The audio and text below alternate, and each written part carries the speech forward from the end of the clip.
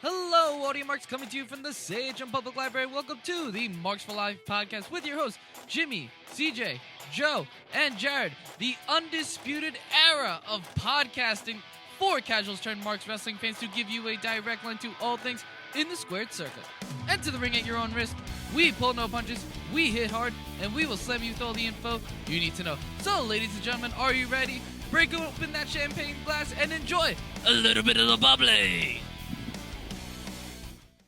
And we're back. Welcome to this week's edition of Marks for Life podcast. I'm your host, Jimmy. Unfortunately, the rest of the Marks are too busy this week, which is completely understandable.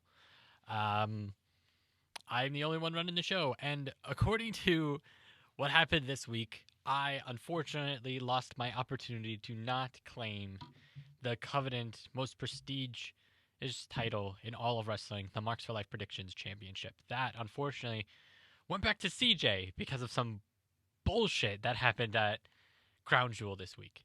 But before we get into that, and we'll get into that in a couple seconds, there's just a couple things that lead up to what interestingly happens at Crown Jewel. Unfortunately, it doesn't affect how the predictions went. I still lost. But let's go into Crown Jewel. Let's go into the news of Crown Jewel. So this Crown Jewel was a very special one. A more special one than any other. They allowed women to wrestle. Now, I know that seems pretty mundane, but in a country like Saudi Arabia that is conservatively picked for women, it's actually pretty groundbreaking, pretty astounding. It was Natalya versus Lacey Evans again, which, I mean, for the scope of what it was, I think it should have gone to something a little bit more deserved. Maybe a Becky and Charlotte. I'm not 100% sold on that. But I would understand why they would pick Becky and Charlotte over these two. So I'm a little like fuzzled on why they did. But for the fact that they did go into it, I would have to say it was pretty astounding. Like, I'm pretty happy that they allowed two women to actually wrestle in that match, and allowed to be in Saudi Arabia in front of thousands of people, in a country that doesn't necessarily view women in that kind of light. I mean, granted, they were covered up and they were wearing shirts, but to see women in that, I was pretty. It was still pretty groundbreaking to see. That's still something that's worth being respected.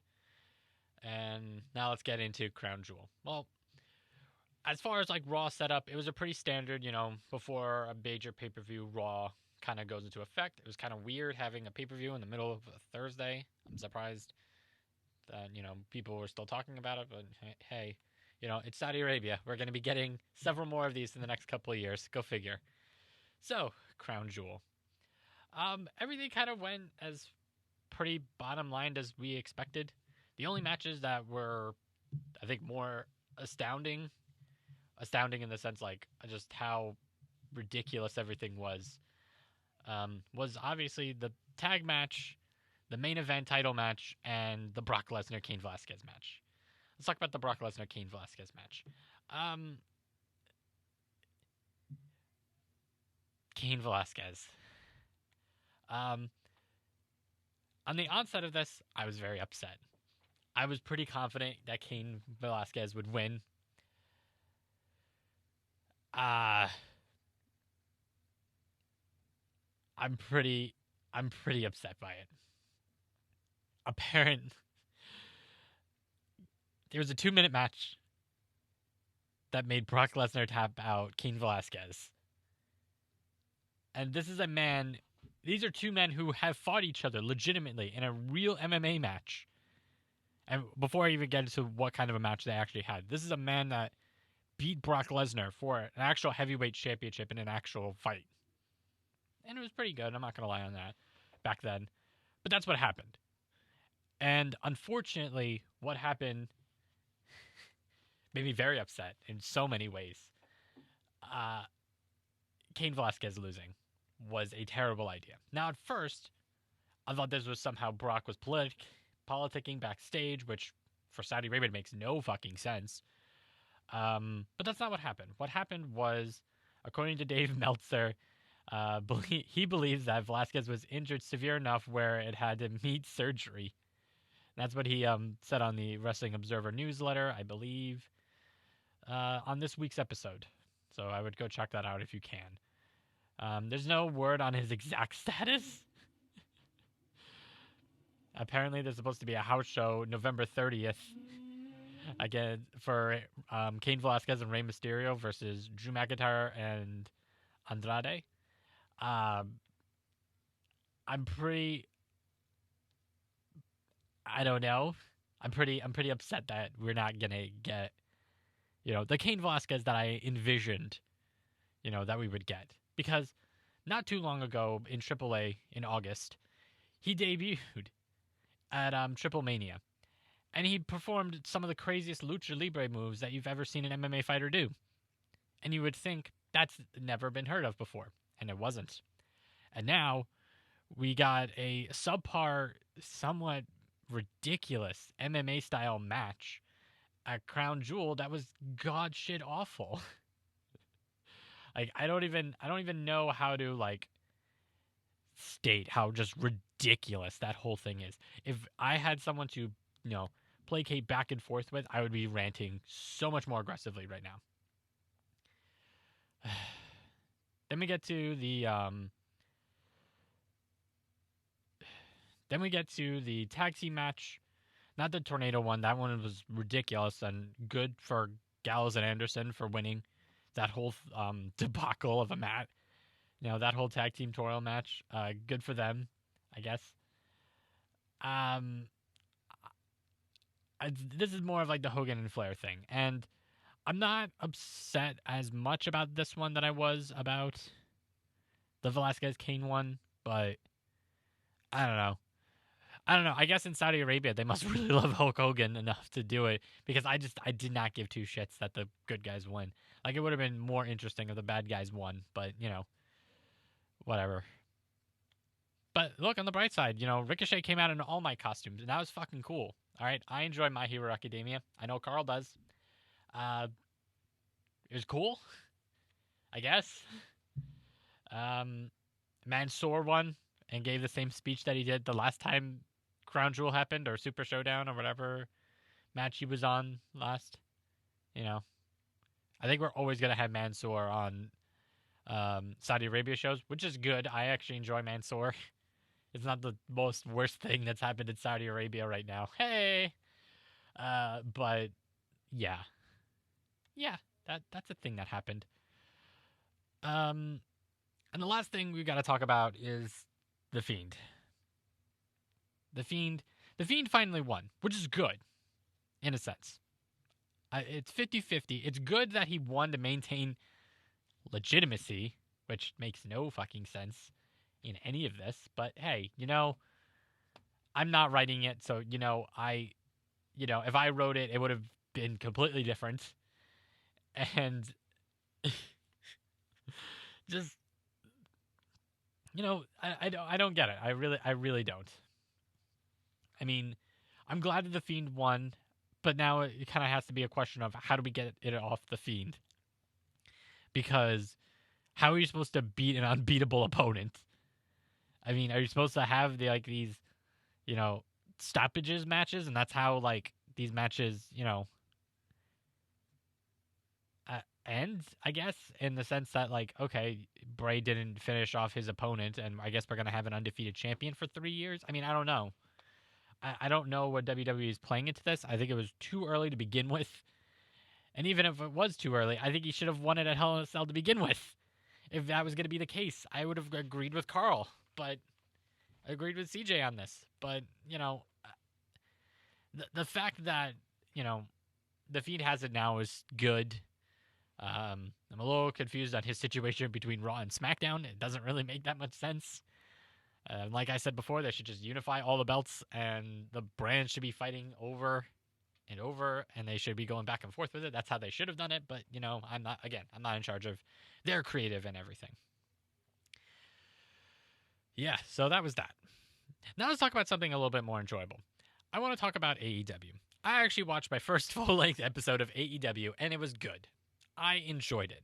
I liked everything about it. It was an enjoyable show, and for the first time in quite a while, I actually enjoyed watching wrestling. And if you guys aren't watching AEW, I highly recommend that you do. Find a way. There's Hulu. You can pay $30 to get the live edition, which I know sounds like a lot, but Hulu and live, you can get tons of other things. And getting a live edition of that, and also a live edition of NXT along with that as well, because they also do it on NXT. And I'm not 100% sure that they do Raws or SmackDowns, but they could get Raws and SmackDowns. And if you could pay $30 a month in regards to a whole cable package where you may or may not get, all that stuff, and it would cost probably 3 times as much, getting all of that and getting some sort of internet access, the Hulu package is the way to go. That would be my recommendation. But AEW is fantastic. How do I break down AEW? So, I believe... So the only match I missed, I believe, was the women's match, just because I started kind of late, and it was kind of a hectic night. That was the only match that I did miss. But I remember watching the the 3-man tag team match, 6-man tag team match, 3v3 of 3 random-ass jobbers from, I forget what city they were in at the time, against some of just the best people to be putting in a tag team match against jobbers right now. And that's the Best Friends with Orange Cassidy. And the way that they came out was that they pretty much did a synergy sponsorship with Adult Swim's newest season of Rick and Morty. And you had Trent Beretta coming out as Morty, Chucky T coming out as Rick, and Orange Cassidy also coming out as Rick. And Orange Cassidy being the rickiest Rick of all, in very Rick fashion. And then you have, I believe his name is Josh Rowland, or I think it's Josh Rowland, the voice actor of Rick and Morty, doing the announcement of the Best Friends and Orange Cassidy, and it was fantastic. And it was the perfect synergy of that team in general. And that's how you do proper promotion of a show. Oh, instead of shitty romance storylines involving Rusev's wife, and Bobby Lashley. Hey-o! Even though that wasn't actually that bad on Monday Night Raw. It was actually pretty okay. But I digress. That was one of my favorite parts of AEW this past Wednesday. Another great part was just the reveal of an unsanctioned match between Jon Moxley and Kenny Omega at Full Gear, and Jon Moxley destroying the Librarian in order to aggressively give one of the most impassioned promos the entire time he's been Jon Moxley. And I'm so excited about their match at Full Gear. It's going to be so good. And then lastly, at AEW at Dynamite this past week, you have the contract signing where there's going to be judges if their time exceeds for the world title match, which is actually a pretty smart way to actually decide a conclusive champion in that case. I would like to see how it works out before giving the perfect seal of approval, but it's an interesting step that I think would actually create interesting storylines if there was a way that if they created a storyline for the judges that, I don't know, there's an interesting story that can be told, and I think that's the reason why they picked it for title matches, and I think they should always do it for title matches. That's my belief. They should always have, in my belief, I think they should always have judges depending on how it goes, because I feel like there's an interesting avenue for storytelling in that sense. And then you have the contract signing, you have Chris Jericho come out in his pumpkin Halloween getup, which is great. And then there's, a video package of Cody's, from the beginning of the show, Cody entering into the arena, from some sort of landing strip from private plane to a car ride with Tony Schiavone, walking all the way out to the contract, signing up on the thing, being escorted by his brother, but Dustin staying in the parking lot, but then being attacked by Sammy Guevara and Jake Hager in a pretty brutal, fashion. It was pretty good. The way that they're playing off of this is very good. They're playing off on the fact of like this heel faction, the Muscle destroying, Cody's backup, so that way he doesn't really have any for this title match, and you're really only gonna have MJF, what it appears to be, and I think the way that they're playing it off is really good, and the stories that are being constructed are being built upon pretty decently, and it's continuing going forward. Yeah, it's a lot. It's a lot to talk to right now. I'm all alone, and it's only been 15 minutes, and I went through majority of this week. The last thing I want to talk about is Smackdown NXT Survivor Series, because that was the last big thing that happened this past week. Hold on one second while I grab my Powerade. It's not sponsored, but hey, sometimes you gotta drink up some of the good stuff. A little bit of the bubbly. Cheers. All right, so the last thing, Smackdown NXT Survivor Series. So, kind of this week, we kind of an introduction to NXT onto Fox, which was a kind of a peculiar move so early in like the SmackDown Fox era. And you have a couple matches with some NXT superstars on the show. The main event was Adam Cole versus Daniel Bryan for the NXT Championship. Or one of the matches was. Another match was just a women's match was just a women's match. I believe it was a tag team match between Bliss, Nikki versus Bayley and Sasha. But the show ended with just a straight up attack from NXT stars onto the SmackDown stars, and this declaration by Triple H that on Survivor Series it's going to be either SmackDown versus NXT or WWE as a whole versus NXT. And wow, what an incredible breakdown. I think that the Survivor Series might actually be really good because of it. I thought it was actually pretty good. I'm a little confused story-wise on why it needed to be like this, but hey, to each their own. But yeah, I think that what we're going to see is probably some of the best storytelling going forward for the next couple of weeks before we get into Survivor Series. Between the three shows that are on network television, and trying to compete with AEW in Full Gear. I think that's what they're trying to do, WWE-wise. I don't know how much is going to work, but throwing NXT into this batch for Survivor Series, it might make the pay-per-view, good. But who knows? We'll see what happens.